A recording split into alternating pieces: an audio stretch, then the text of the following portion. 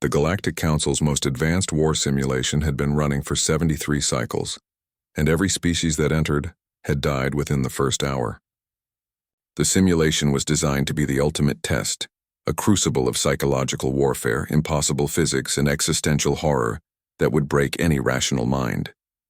Commander Vextai of the Zephyrian Empire watched through the observation deck as the latest subject was prepared for insertion.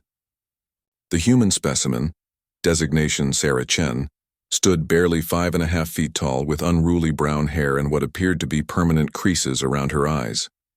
She wore the standard test suit and carried nothing but a basic survival pack.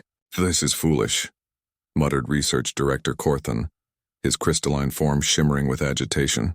"We've lost 3 Valorian generals, 2 Nexus Prime mines, and an entire squad of Phantom-class assassins to this simulation. What makes the Council think a human, a species barely past chemical rockets, will succeed where our greatest warriors failed?" Vextai's tentacles curled thoughtfully. "The humans are unusual. Our xenopsychology department has been studying them since first contact. They have what their scientists call dark humor. They laugh at things that should terrify them." The simulation chamber hummed to life, reality bending as the quantum processors activated. Sarah Chen disappeared into the digital nightmare that had been crafted by the finest military minds across 17 star systems. The first scenario materialized around her, an endless maze of corridors filled with the screams of dying civilizations. The walls bled memories of extinct worlds, and shadows moved with predatory intelligence. Most subjects were catatonic within minutes. Sarah looked around, took a deep breath, and started walking. "Well," she said to herself, "this is either the worst escape room ever or someone's been watching too much Hellraiser." The observation deck fell silent. The maze responded to her casual dismissal by increasing the psychological pressure. The screams became louder, more personal. The shadows began taking the forms of her dead family members.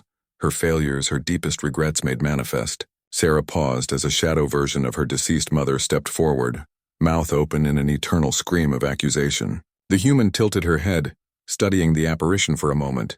"You know," she said conversationally, "Mom never screamed like that. She was more of a disappointed silence type. Also, her left eye was slightly higher than her right, and you've got them perfectly symmetrical. Amateur mistake, really." She walked past the confused shadow and continued down the corridor. "Impossible," whispered Director Corthan. "The psychological warfare protocols are calibrated to exploit specific neural pathways common to all sapient species. Fear, guilt, despair. These are universal constants." "Perhaps not as universal as we thought," Vextai replied, watching with growing fascination. The simulation escalated. Sarah was dropped into Scenario 2. A battlefield where the laws of physics constantly shifted. Gravity reversed randomly, time flowed backward, and matter phased between states without warning. Previous subjects had been driven mad by the impossibility of it all. Sarah found herself floating upside down as a squad of faceless soldiers materialized and began shooting weapons that fired backwards through time. She watched a bullet slowly reverse its trajectory and return to the gun that would fire it. "Okay," she said, still hanging upside down. "That's actually pretty cool. Very Douglas Adams meets Inception." A bullet passed harmlessly through her temporal echo. Though honestly, if you're going to mess with causality, you should at least make it consistent. Right now it's more like a physics textbook had a nervous breakdown. She somehow managed to shrug while inverted, then began using the shifting gravity to navigate the battlefield like it was an elaborate jungle gym. The Galactic Council members began murmuring among themselves. 3 civilizations had already requested the transmission logs for detailed analysis. Scenario 3, Existential Horror. Sarah was placed in a void where cosmic entities whispered truths that should have shattered her sanity. Ancient beings showed her the meaninglessness of existence, the futility of struggle, the inevitable heat death of the universe. She listened politely to a being of living mathematics explain how all her achievements would be forgotten in the cosmic blink of an eye. "Yeah, I get that," Sarah nodded. "But see, you're thinking on universal timescales, and I'm thinking about whether I remembered to feed my cat this morning. Different perspectives, you know? Besides, if nothing matters in the end, then it doesn't matter that nothing matters, so I might as well enjoy the ride." The cosmic entity paused mid-revelation, apparently having never encountered this particular logical framework. By Scenario 7, word had spread throughout the Galactic Navy. Officers were abandoning their posts to watch the impossible human navigate challenges that should have killed her 17 different ways. Sarah had survived temporal paradoxes by treating them like annoying traffic jams, escaped dimensional prisons by critiquing their interior design, and defeated an army of her own worst fears by offering them therapy and suggesting they work on their communication skills. "She's not winning through strength or intelligence," observed Dr. Meltar, the fleet's chief psychologist. "She's winning through, what's their word, audacity?" She refuses to accept the premise that she should be terrified. In the final scenario, the simulation threw everything it had at her.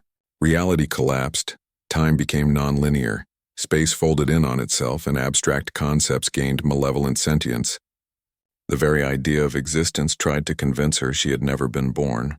Sarah stood in the center of the impossible maelstrom, hands on her hips, and started laughing. Not the broken laughter of madness, but genuine, delighted amusement. "This is it?" She called out to the chaos around her.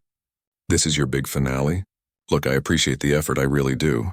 The special effects are top-notch, very impressive, but you're trying too hard. You want to break me? You should have just made me sit through a customer service call with my internet provider. That's true psychological warfare." The simulation stopped. Everything went quiet. Sarah found herself back in the test chamber, surrounded by dozens of alien faces staring at her in complete bewilderment. "So," she said, brushing imaginary dust off her suit, "did I pass? Because I've got a dinner date at 7, and I'd really like to shower first." Commander Vextai slowly approached her, his tentacles trembling with something that might have been awe. "Human Chen, how did you survive scenarios that have broken the minds of our greatest warriors?" Sarah shrugged. "Easy. I remembered something my grandmother used to say. Life's too short to take seriously, and too long to spend worrying about things you can't control. Besides," she grinned, "if you're going to design a simulation to kill people, maybe don't make it so obviously a simulation." The respawn mechanics were a dead giveaway.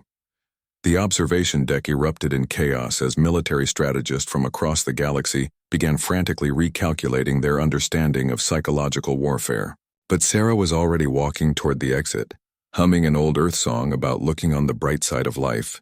From that day forward, the Galactic Council would add a new classification to their threat assessment protocols: human-level optimism. It was considered a Class 12 reality alteration hazard.